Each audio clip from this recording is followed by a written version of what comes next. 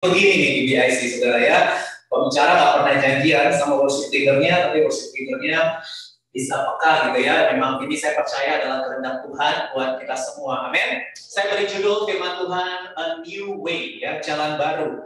Mari kita buka kitab Yesaya pasal 43 ayat, saya mengajak kita baca dari ayat 14 ya, 14 sampai 21. Saudara, ini merupakan salah satu ayat emas yang digunakan untuk pimpinan Tuhan atas Bapak Rohani kita, Bapak Pendeta Dr. Niko Nyonorajo sudah mendapatkan tema untuk tahun 2022 ini, saudara. Bahwa tahun 2022 adalah tahun paradigma yang baru. Ya, katakan tahun paradigma yang baru, tahun paradigma yang baru ya, the year of a new paradigm. Saudara. Dan ada dua ayat emas. Yang pertama Filipi pasal 3 ayat 13-14 kita sudah renungkan itu di minggu pertama. Dan ayat emas kedua adalah Yesaya pasal 43 ayat 18 sampai 19, saudara ya. Tapi saya mau kita hari ini baca dari ayat 14. Mari kita baca bersama-sama dengan suara yang mantap. 2, 3. Beginilah firman Tuhan penebusmu yang Maha Kudus Allah Israel.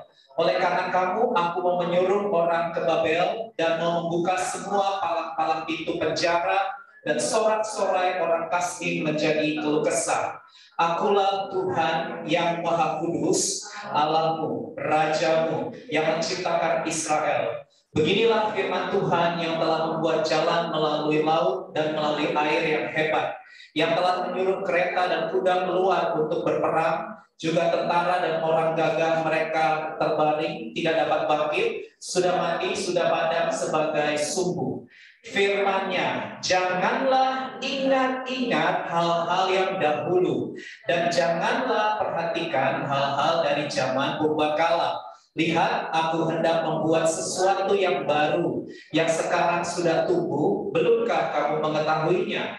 Ya, aku hendak membuat jalan di padang gurun dan sungai-sungai di padang belantara.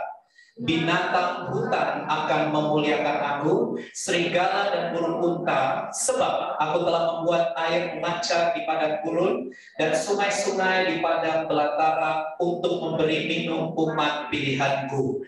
Umat yang telah kubentuk bagiku akan memberitakan kemasyhuranku. Amin. Nah, saudara dikasih Tuhan, kitab Yesaya pasal 43 ini ditulis oleh Nabi Yesaya kepada orang-orang yang ada di kerajaan Yehuda, Israel Selatan. Kita tahu ya, setelah Salomo meninggal, kemudian Salomo digantikan oleh Rehabeam, itu terjadi perpecahan. Israel terpecah menjadi dua, yang utara 10 suku dan yang selatan Yehuda dan Benyamin. Ini yang memegang perjanjian Allah gitu ya, dengan ibu kota di Yerusalem. Dan saat Yesaya menulis kitab ini, saudara, khususnya pasal 43 ini merupakan sebuah tulisan visi dari bangsa Yehuda yang akan mengalami pembuangan di Babel. Dan secara mencatat memang selama 70 tahun bangsa Yehuda atau Israel Selatan ini mengalami pembuangan di Babilonia, negara Irak gitu ya, kalau zaman now gitu, saudara. Mereka dibuang karena ketidaktaatan mereka kepada Allah yang kudus, yang Maha Kudus. Allah tidak bisa kompromi dengan dosa, dan karena bangsa pilihan Allah ini terus-menerus melakukan dosa penyembahan berhala, itu sebabnya Allah harus mendisiplin mereka. Allah harus mendidik mereka. Allah harus menghajar mereka.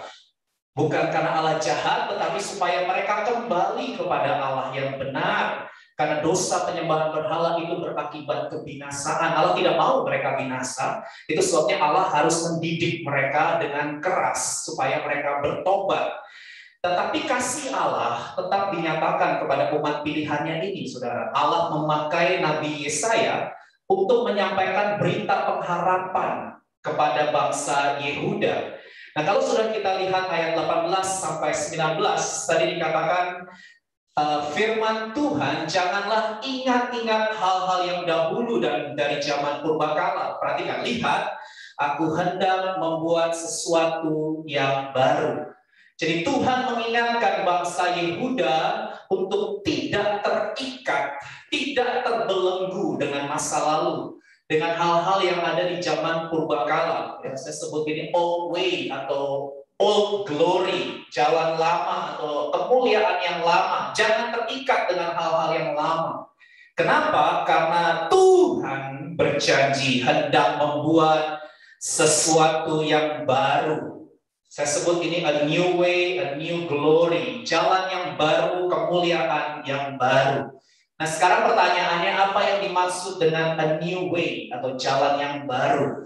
Nah, saudara, hari ini siapkan catatan saudara karena saya mau bagikan 2 jalan baru yang Tuhan mau nyatakan, Tuhan kerjakan atas hidup umat pilihannya. Bangsa Israel adalah umat pilihan Tuhan, tapi saudara dan saya orang-orang yang percaya Yesus, kita juga adalah umat pilihan Tuhan. Amin. Jadi firman Tuhan ini bukan hanya ditujukan kepada bangsa Yehuda pada waktu itu saja, ya, tapi firman Tuhan ini masih berlaku untuk hidup setiap kita di hari-hari ini.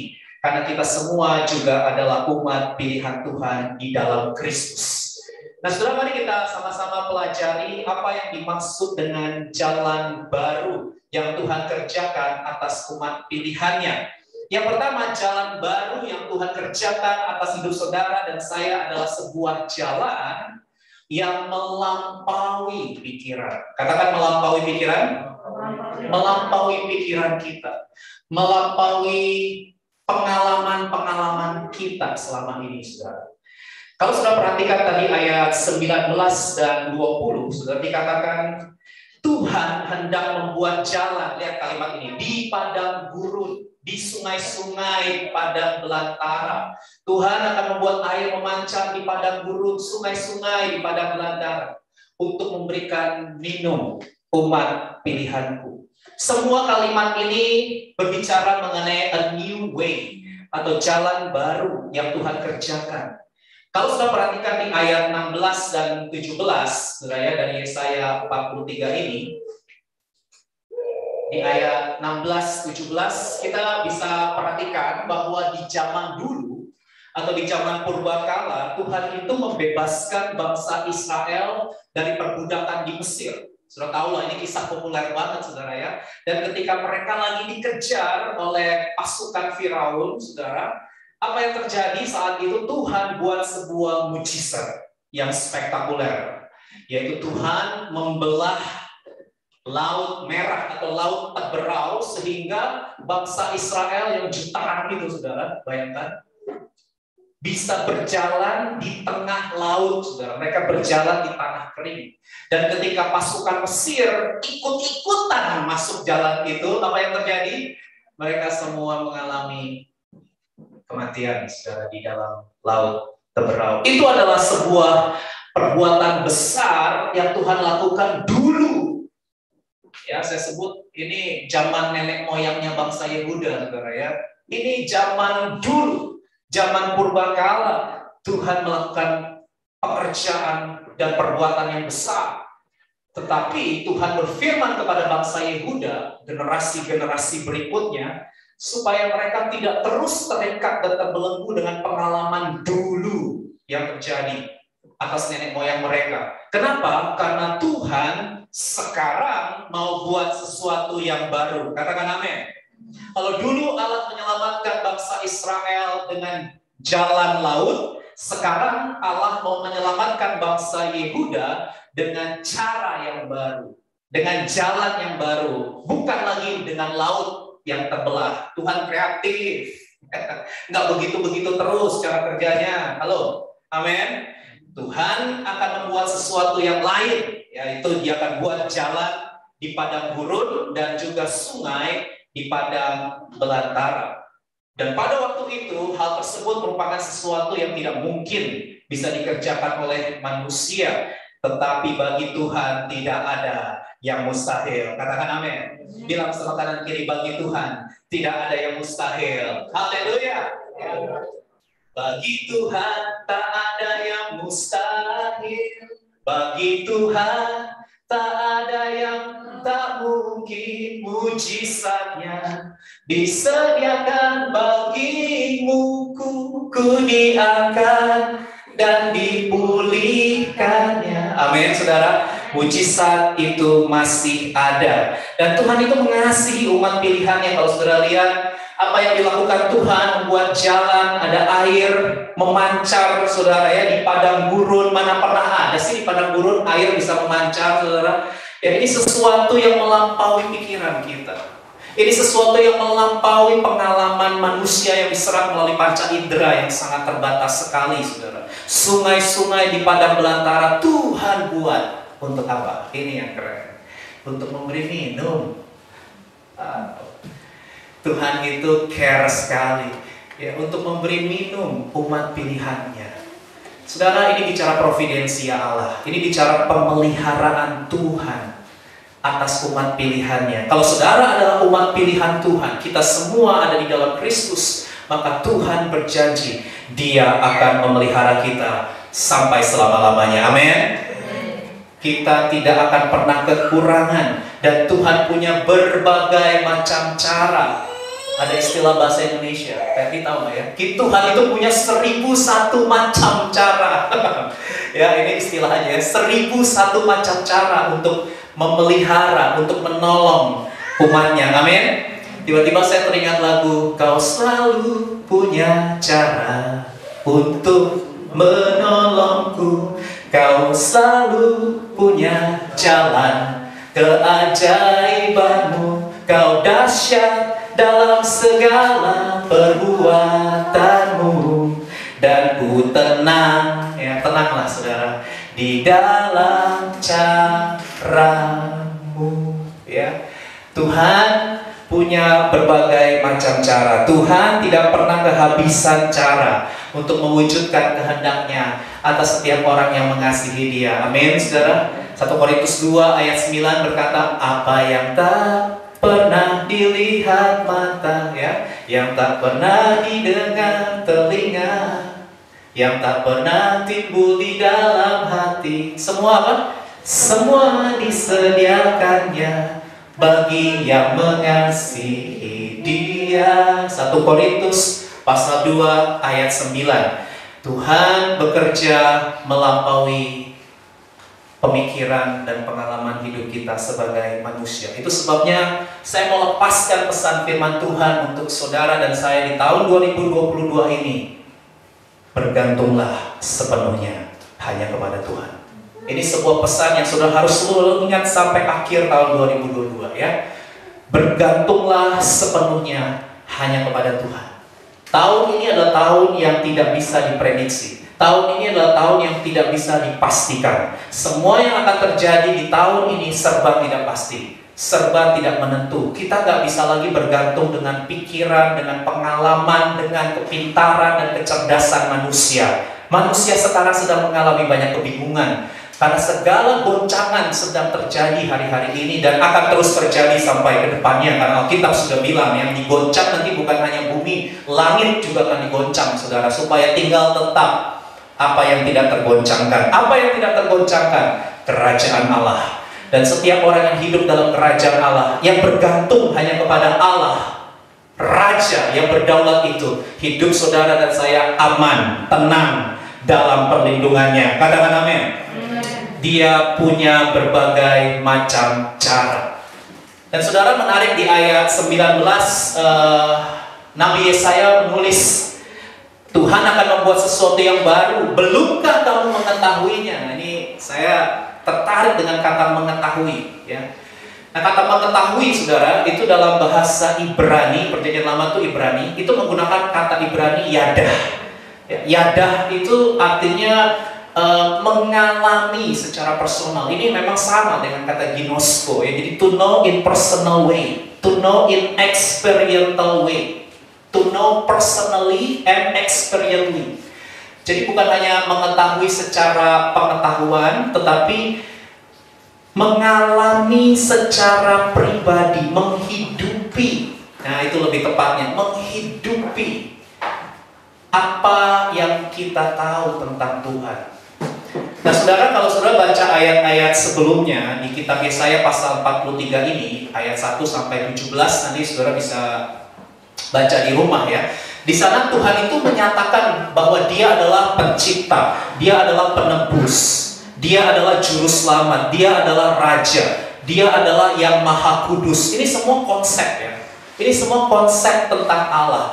Dan bangsa Yehuda secara intelektual tahu kalau Allah itu pencipta, penebus, juru selamat, raja, yang maha kudus. Tapi Tuhan tantang mereka, di ayat 19 ini Tuhan tantang mereka untuk tidak hanya sekedar tahu konsep tentang Allah, tetapi Tuhan menantang mereka untuk mengalami dan menghidupi konsep Allah itu dalam kehidupan mereka sehari-hari.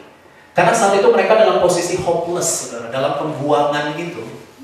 Mereka sudah kehilangan segala-galanya. Mereka kehilangan bait Allah. Itu kebanggaan Israel. Sudah hancur, saudara.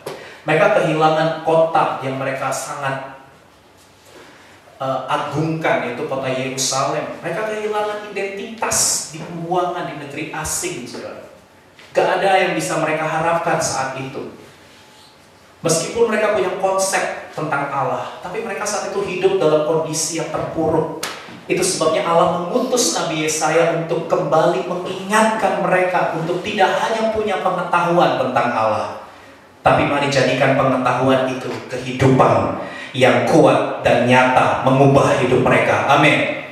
Kalau saudara hanya sekedar punya pengetahuan, saudara, kita semua akan banyak mengalami hal-hal yang bisa membuat kita cemas dan khawatir, ya.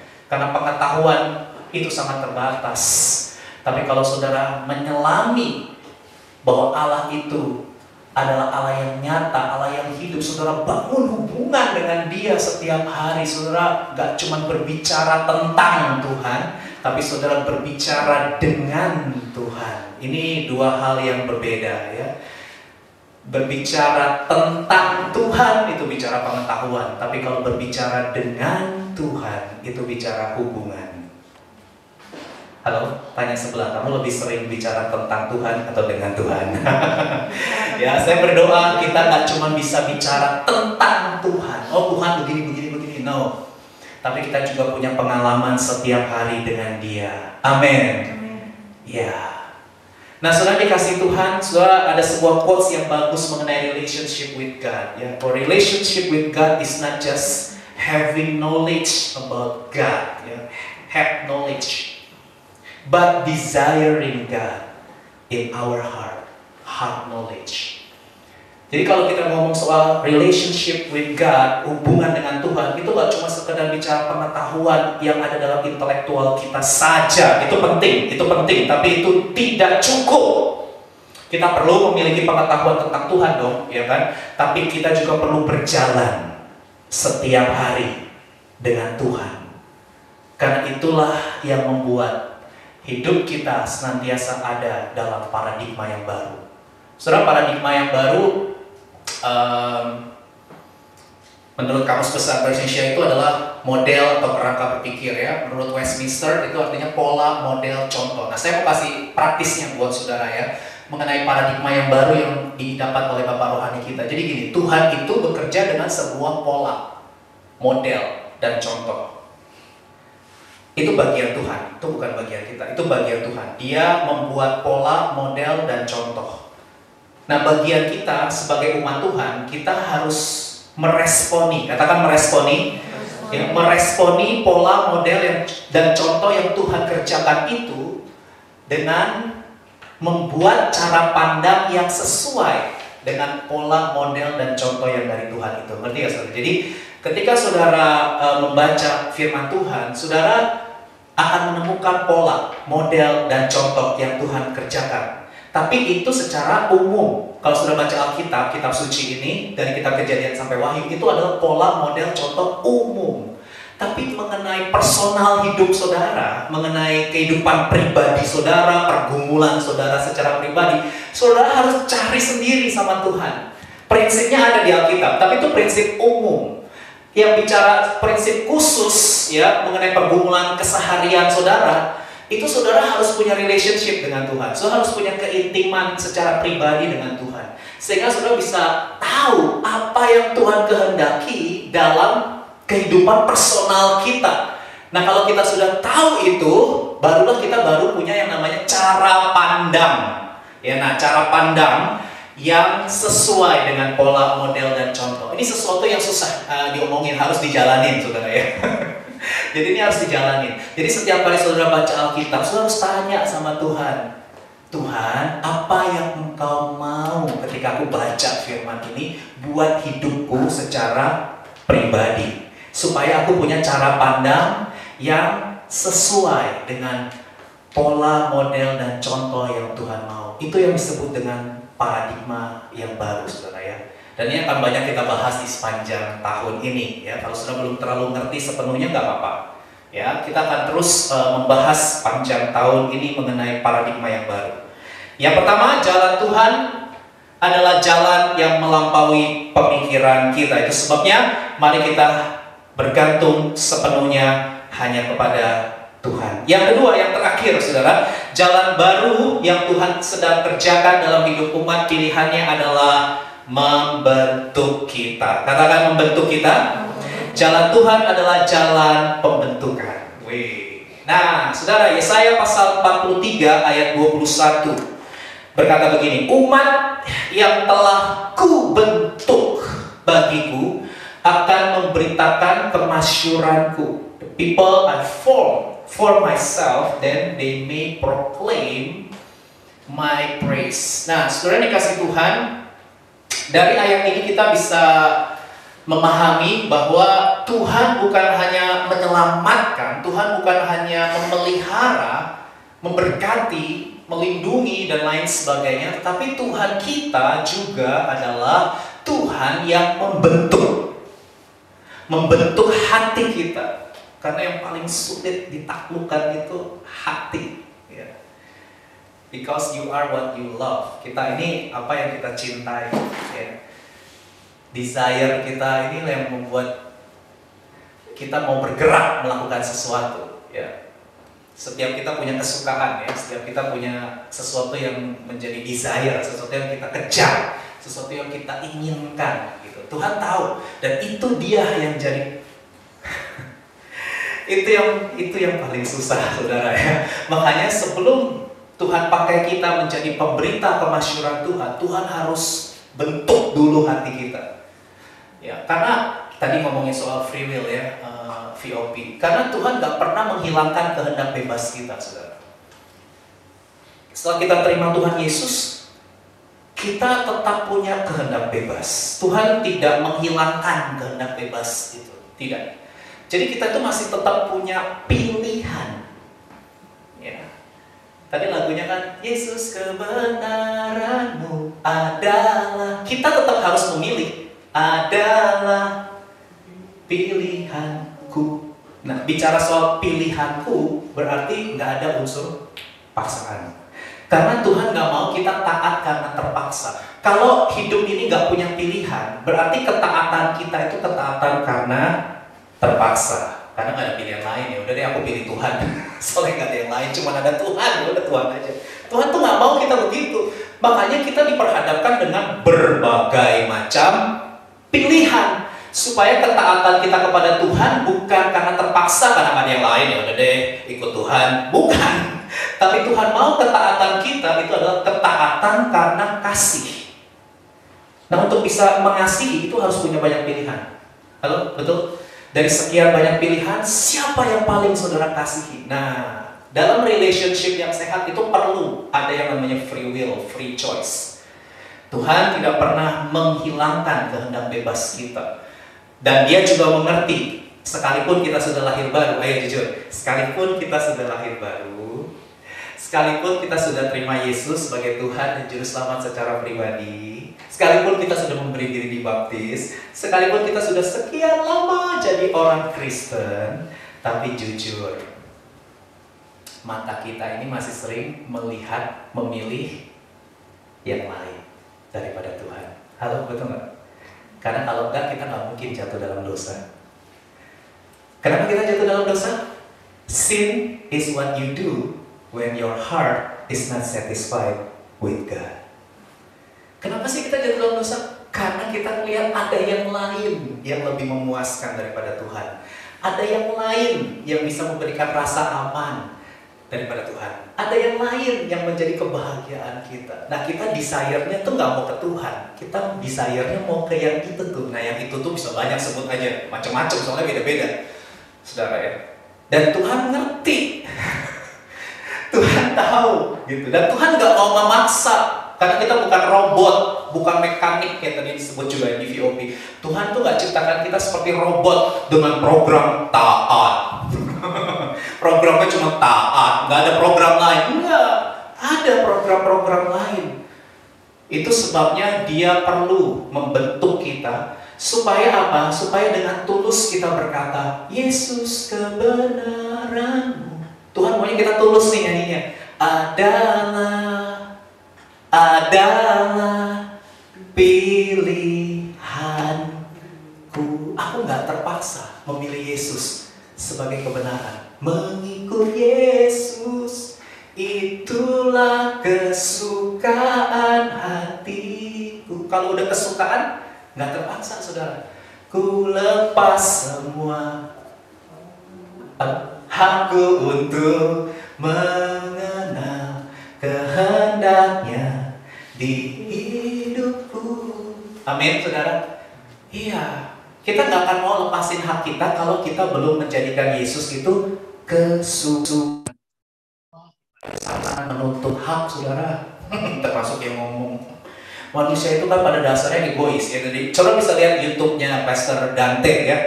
Ada itu di YouTube-nya BSC Korea, Having Christ Like Mine. Manusia itu pada dasarnya egois, saudara. Selalu yang dipikirkan adalah diri sendiri. Betul? Iya. Dan ketika manusia lahir baru pun, sifat egois itu masih ada, saudara.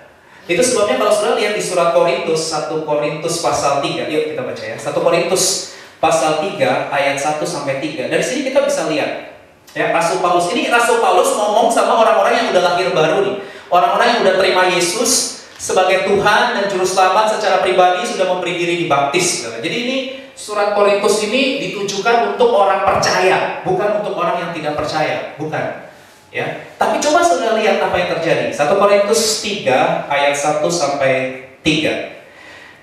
Dan aku, saudara-saudara, pada waktu itu gak bisa bicara dengan kamu seperti dengan manusia rohani. Padahal mereka udah percaya Yesus. Tapi aku hanya bisa bicara dengan manusia duniawi, perhatikan, yang belum dewasa dalam Kristus.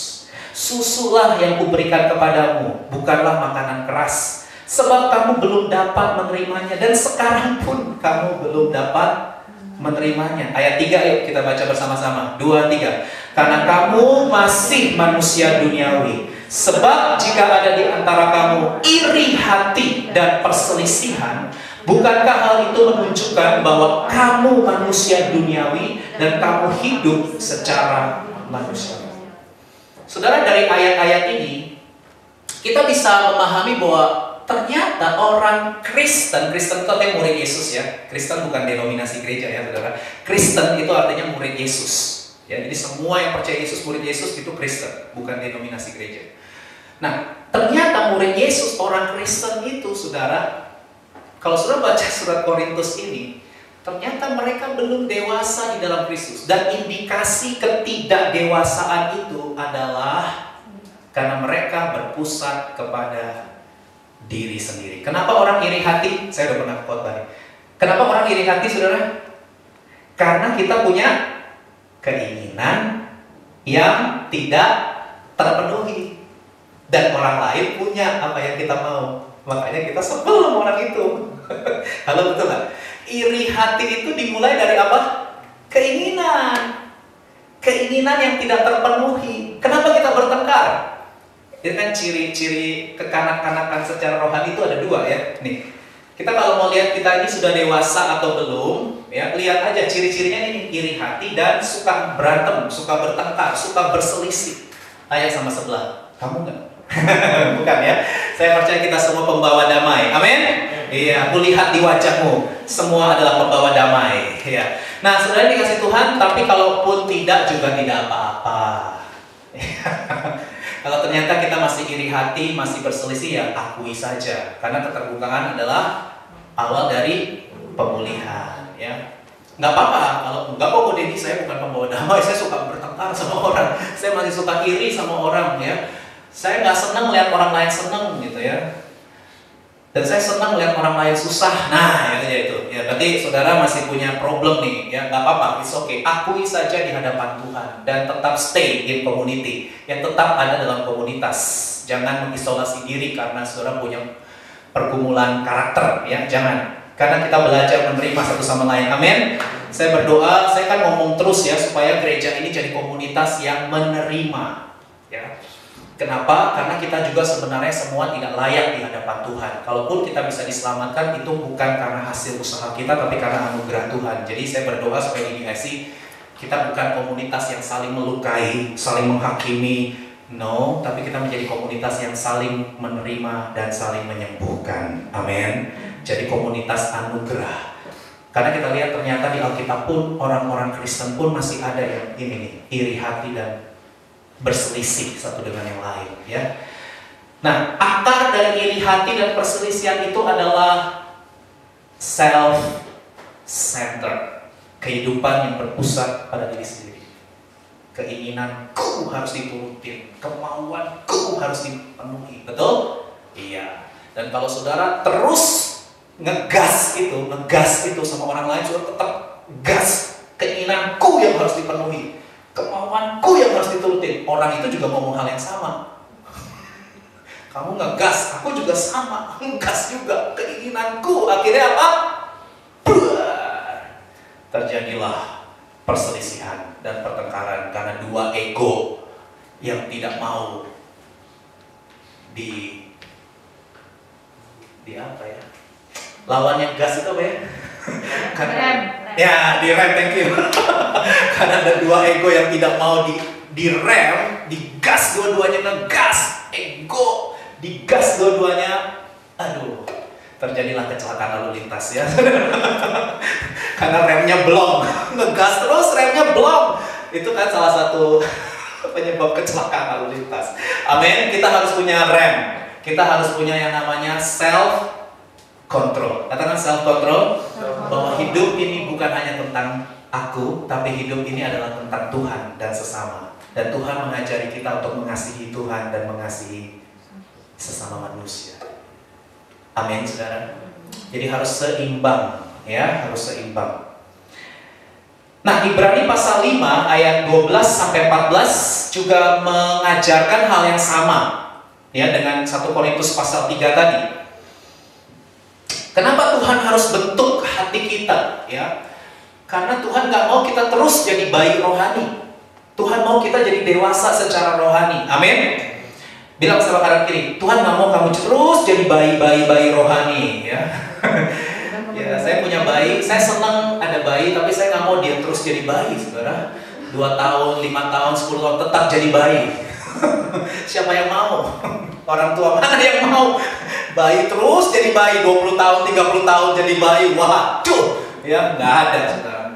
Semua orang tua yang normal itu nggak kepingin anaknya terus jadi bayi. Orang tua yang normal itu kepingin anaknya bertumbuh dari bayi menjadi anak, anak menjadi pemuda dewasa. Halo? Sama. Nah, coba kita lihat dulu ya. Ibrani 5 ayat 12-14. Sebab sekalipun kamu ditinjau dari sudut waktu, jadi ini berarti udah cukup lama nih jadi Kristen, ya. Sudah seharusnya kamu tuh jadi pengajar, pelayan Tuhan, orang yang membimbing, orang yang mengajar, orang yang menyampaikan firman, ya, orang yang mendoakan dan lain sebagainya. Tapi kamu itu masih perlu lagi diajarkan asas-asas pokok dari pernyataan Allah, dan kamu masih udah lama padahal, tapi masih memerlukan susu. Bukan makanan yang keras, yang bernutrisi, yang pahit, ya, makanan yang bergizi. Tapi maunya terus susu terus. Ayat 13. Sebab barang siapa masih memerlukan susu, tidak memahami ajaran tentang kebenaran, sebab dia adalah anak kecil, kekanak-kanakan, childish, gitu ya. Ayat 14 yuk kita baca bersama-sama, 2, 3. Tetapi makanan keras adalah untuk orang-orang dewasa, Yang karena mempunyai panca indera yang terlatih untuk membedakan yang baik daripada yang jahat. Jadi dari sini kita bisa lihat orang yang belum dewasa secara rohani itu maunya dilayani terus, ditanyain terus, diperhatiin terus. Kalau nggak diperhatiin, kalau nggak ditanyain, kalau nggak disapa, ngambek. Ya, kalau nggak dilayanin, ngambek, ya saudara. Dan lain sebagainya itu selalu me, myself and I gitu ya. Jadi pokoknya selalu tertuju kepada diri sendiri melulu ya, hakku ya, tadi ya, kita lagi ngomongin soal lepas semua hak ya, hakku, hak untuk diperhatikan, hak untuk dilayani, hak untuk diajar, hak untuk dibimbing. Yes, kita semua perlu dilayani, kita semua perlu diperhatikan, kita semua perlu diajar, kita semua perlu dibimbing, tapi jangan berhenti hanya sampai di titik itu saja, karena kehendak Tuhan buat saudara dan saya adalah melayani. Enggak ada yang amin? Ya, ini memang paradigma lama ini susah banget ya paradigma lama kita itu susah memang. Saya mengerti, makanya Tuhan harus bentuk kita, ya, bentuk hati kita supaya paradigma kita adalah lebih bahagia melayani daripada dilayani, lebih bahagia memberi daripada menerima. Ini susah ini. Ini soal paradigma belief system itu kita soalnya dari kecil dididik. Saya nggak tahu kan cara orang tua saudara didik saudara, cara guru saudara didik saudara, teman-teman saudara di sekolahan itu berinteraksi dengan saudara seperti apa. Saya kan juga nggak tahu. Kalau saya dulu, ya gitu ya. Kalau kamu dipukul, kamu harus balas pukul, gitu ya. Jadi saya tuh punya belief system ya dulu. Ini lagi cerita waktu kecil ya. Jadi kalau misalnya saya ngomong kotor nih, ini lagi cerita ya, dulu SD misalnya. Saya lagi ngomong kotor, terus teman saya pukul saya marah loh. Saya bilang, kan aku ngomong kotor, kamu harus balasnya ngomong kotor. Kamu gak boleh pukul, kalau saya pukul, kamu balas pukul. Nggak nih, saya lagi cerita saya. Tapi saya punya belief system begitu. Jadi kalau dipukul, ya harusnya balas pukul. Jadi kalau kamu jahat, saya harus jahat. Kalau kamu baik, saya baik gitu. Ya, jadi begitu ya dulu saya. Tapi ketika saya baca Alkitab, waduh, tampar pipi kanan harus kasih pipi kiri. Aduh ya, jangan balas kejahatan dengan kejahatan, tapi balaslah kejahatan dengan kebaikan. Ini kan semua paradigma. Iya, ini semua paradigma. Mau nggak kita punya cara pandang seperti yang Tuhan inginkan? Ya, ini semua paradigma, saudara ya.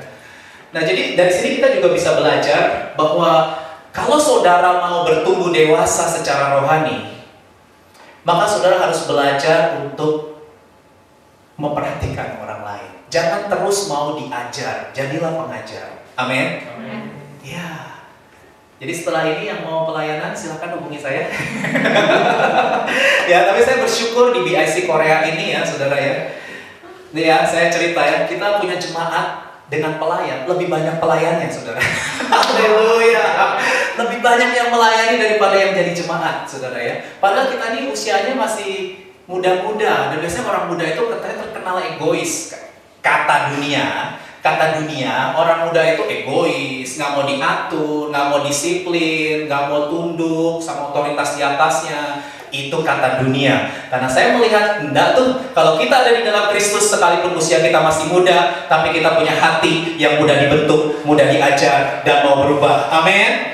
Kita semua siap untuk perubahan. Kita semua punya hati yang luas ya, untuk dididik, untuk diajar. Dan saya bersyukur karena saudara mau masuk dalam pelayanan sekalipun usia saudara masih muda, itu berarti saudara sedang belajar. Saya juga sedang belajar untuk menjadi dewasa. Karena ciri orang yang dewasa adalah dia memperhatikan orang lain, memperhatikan kepentingan orang lain. Itu adalah ciri orang yang dewasa. Dan kalau di ayat 14 ini saudara dikatakan orang dewasa itu punya panca indera yang terlatih. Nah, kenapa dia punya panca indera yang terlatih? Karena dilatih.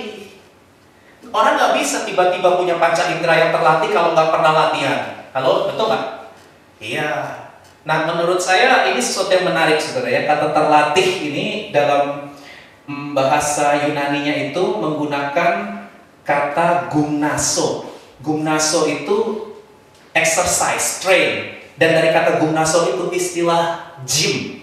Gymnasium itu dari kata gymnaso itu, saudara. Jadi kata terlatih ini gymnaso itu lahirlah istilah gym. Siapa yang suka nge-gym? Gymnasium, saudara ya. Dunia olahraga lah ya, dunia olahraga, dunia atletik, dunia olahraga, gym, fitness. Nah, saudara, saya coba kasih ilustrasi meskipun kita semua belum tentu kita semua suka gym ya, tapi saya pernah ikut gym dan saya mau kasih ilustrasi menurut saya panca indera yang terlatih karena dilatih ini gini. Jadi kalau bicara latihan itu ada dua hal yang paling penting, yaitu repetisi dan konsistensi. Jadi kalau saudara pergi ke gym nih, saudara ingin membentuk otot ya, maka saudara harus berani angkat beban. Saudara nggak bisa membentuk otot kalau takut dengan beban. Saudara harus berani dengan barbel, dengan besi gitu ya. Dan nanti saudara akan diajar dari yang ringan dulu 2 kilo, 4 kilo. Tapi saudara harus melakukan repetisi. Tahu nggak repetisi? Repetisi itu pengulangan. Ya, pengulangan 12 kan 1 set 12 ya 4 set, 5 set gitu. Begitu. Saudara harus repetisi dan itu sesuatu yang membosankan. Itu sesuatu yang membosankan melakukan repetisi begitu-begitu aja, dan kita nggak langsung lihat hasilnya lagi. Halo, siapa yang pernah nge-gym? Kita nggak langsung lihat hasil, yang ada apa? Sakit. Nah, ini saya cerita pengalaman karena saya ngalamin sakit, saudara. Ototnya nggak keluar, yang ada malah sakit. Mau ngangkat mengangkat gini aja nih, ngangkat begini nggak bisa, sakit. Kayak aduh iya, dan banyak orang menyerah. Udah nggak jadi lagi. Tapi ada banyak juga yang tidak menyerah. Ya, mereka lanjutkan lagi repetisi dan akhirnya nanti akan terjadi kontraksi pada otot selaputnya itu pecah. Jadi ini istilah, sehingga kulitnya jadi kering dan terbentuklah otot itu, baik itu bicep atau tricep. Kenapa? Karena dua, repetisi dan konsistensi. Dan itu dua hal yang sangat penting dalam training. Itu sangat penting dalam latihan fisik. Dan kalau sudah kontraksi ototmu, maka apa? Sudah bisa angkat beban yang lebih berat. Tadinya cuma 2 kilo, bisa 5, 10, 15, 20 kilo. Lebih banyak lagi, dan lebih banyak. Saya sih nggak sampai ke tahap itu. Saya nggak sampai ke tahap itu, tapi bisa lebih banyak lagi beban yang saudara handle. Saudara bisa atasi. Beban-beban berat itu saudara bisa handle, saudara bisa atasi. Kenapa? Karena ototmu udah terbentuk. Kalau ototmu belum terbentuk, aduh. Ya, ngangkat beban, wah, saudara langsung kelopak-kelopak, saudara. Tapi kalau udah terbentuk, saudara stabil, kuat, ya. Beban yang lebih besar, saudara bisa handle, saudara bisa atasi. Nah, ini cuma cerita ya. Tapi dalam kehidupan rohani, mirip saudara dengan apa yang ada di dunia fisik. Kalau saudara memiliki kehidupan rohani, saudara bertumbuh menjadi dewasa, saudara bertumbuh menjadi pribadi yang kuat mengatasi segala tekanan, segala tantangan, segala godaan, ya. Maka saudara harus memastikan otot rohanimu itu dilatih. Ini istilah aja ya, ini istilah. Otot rohani kita itu harus melakukan training, dilatih supaya terlatih. Harus dua hal. Ingat apa tadi? Repetisi dan konsistensi. Dan ayo, jujur ya. Kita kan kalau saat teduh nggak selalu, jujur ya, nggak selalu gemeter-gemeter kan. Aduh, aku rasain hadirat Tuhan, merinding gitu ya. Kita nggak selalu merinding kan lagi saat teduh. Di gereja ini juga, ayo jujur, ketika praise and worship nggak semua orang bisa merinding kan. Halo, betul nggak? Iya, ada waktu-waktunya kita. Kalau sudah nggak ngerti merinding nggak apa-apa ya. Maksudnya tuh sudah kayak ngerasain sesuatu yang beda gitu loh, yang bisa bikin saudara nangis. Kan nggak selalu begitu kan. Ada waktu-waktunya kita terasa biasa-biasa aja. Doa kayaknya biasa-biasa. Ketika lagi pertemuan ibadah juga, aku kok nggak merinding ya, biasa-biasa aja. Gak apa-apa. Jangan berhenti. Repetisi dan konsistensi. Terus lakukan.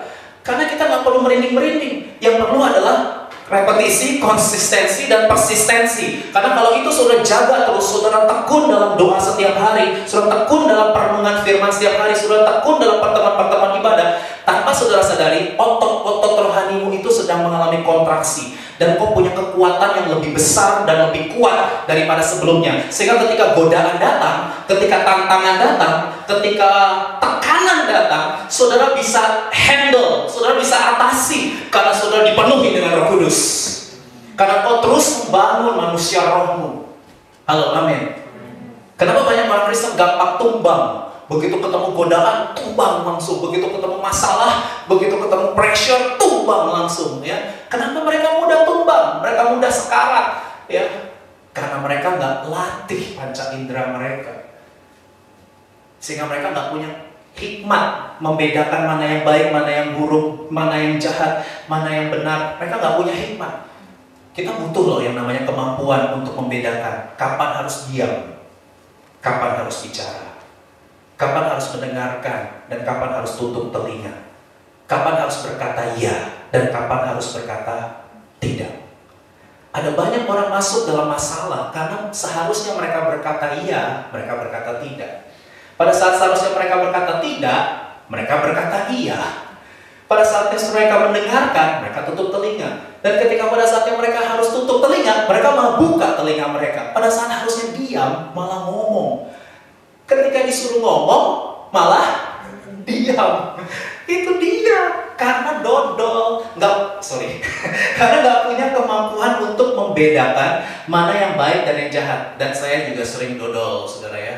Saya juga sering seperti itu. Makanya akhirnya saya melihat kenapa terlalu banyak konflik yang terjadi dalam hidup saya.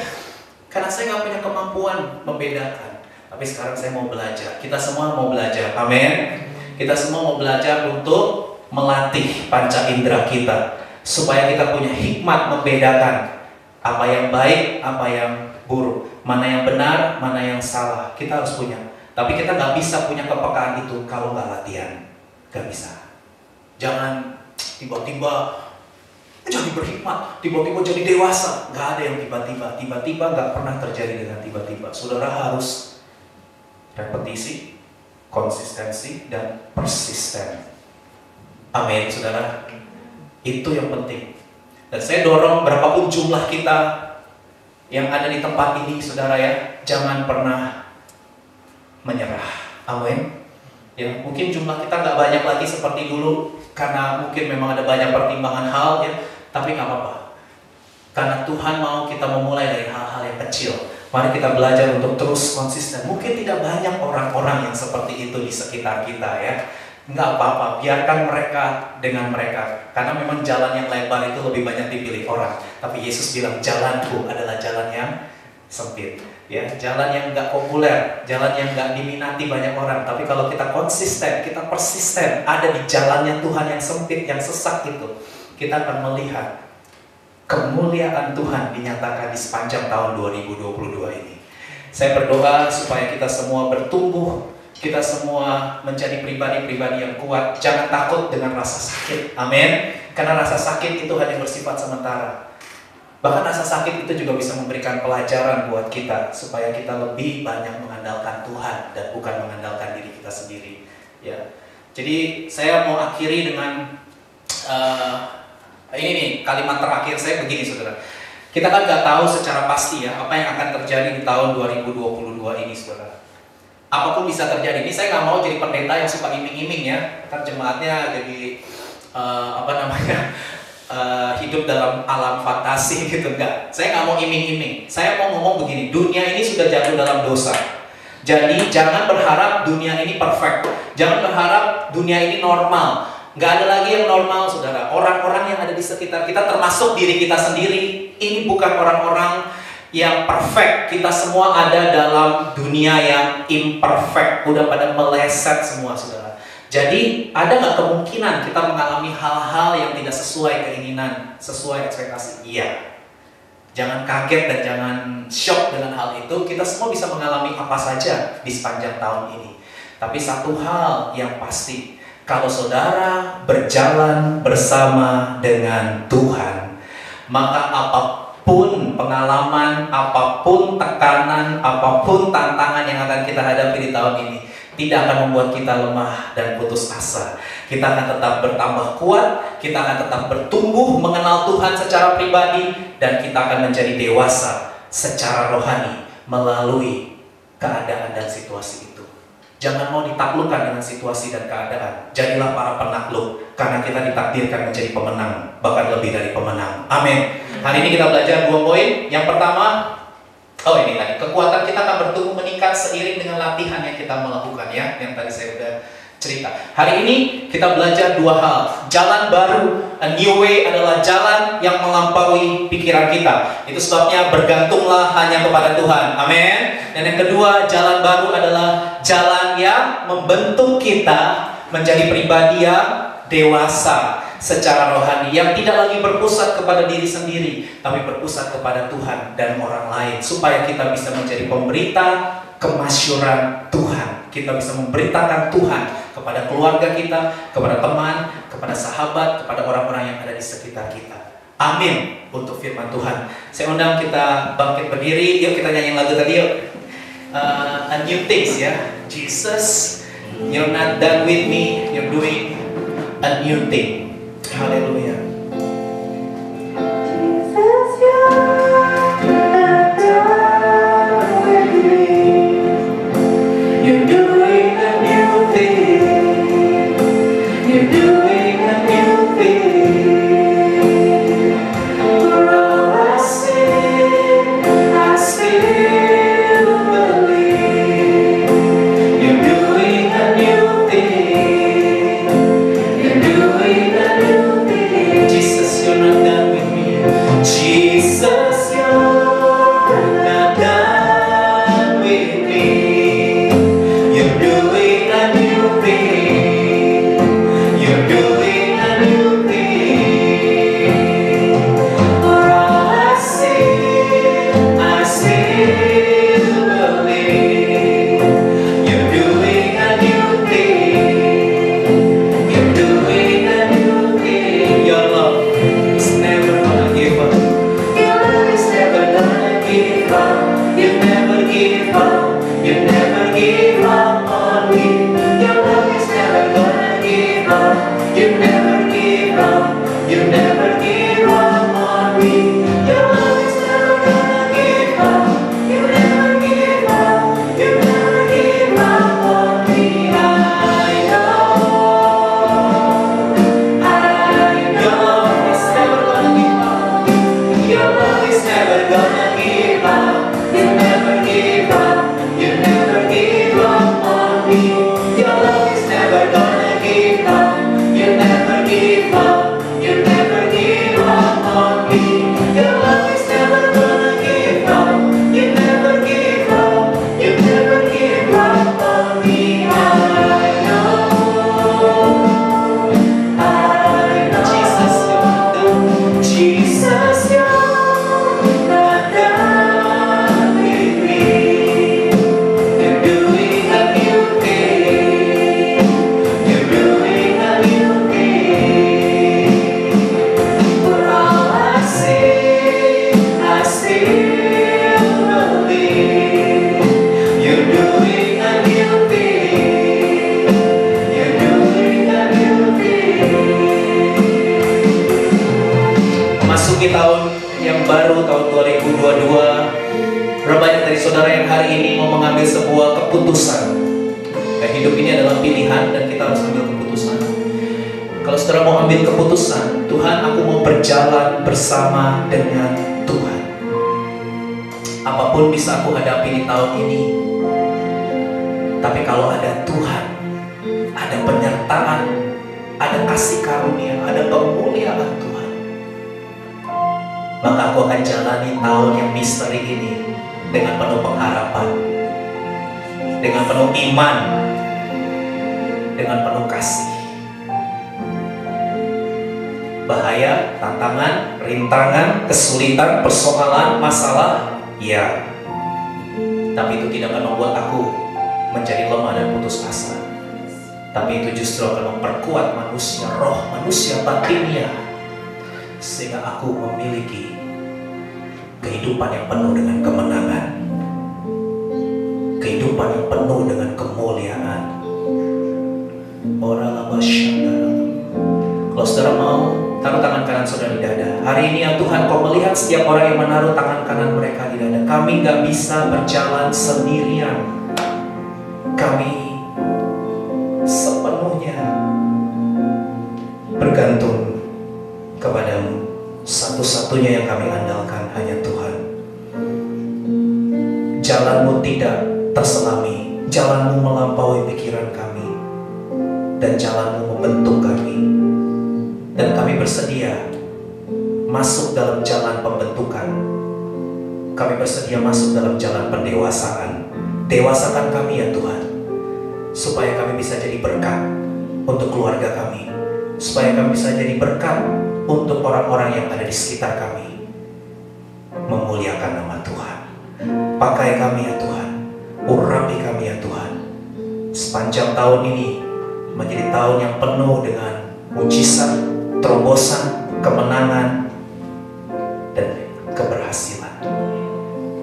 Terima kasih Tuhan, terima kasih untuk firman ini ya Tuhan. Kami bersyukur Kau yang menyempurnakan, Kau yang terus bekerja dalam hidup kami. Berkaryalah terus ya Roh Kudus dalam hidup kami.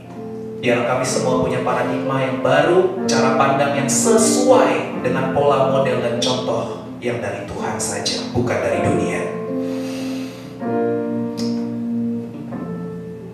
Dan sebentar kami akan pulang Tuhan, kami rindu terima berkat dari Tuhan. Mari buka hati, tangankan kedua belah tangan saudara, dan terimalah berkat dari Allah kita. Tuhan memberkati engkau dan melindungi engkau. Tuhan menyinari engkau dengan wajahnya dan memberi engkau kasih karunia. Tuhan menghadapkan wajahnya kepadamu dan memberi engkau damai sejahtera. Pulanglah, kasihilah Tuhan Allahmu dengan segenap hati, jiwa, kekuatan, dan akal budimu. Dan kasihilah sesamamu manusia seperti kau mengasihi dirimu sendiri. Mulai dari sekarang sampai Maranatha, datanglah ya Tuhan Yesus. Kami semua merindukanmu. Dalam nama Yesus, semua yang siap hidup dalam kemenangan paradigma yang baru sama-sama katakan amin.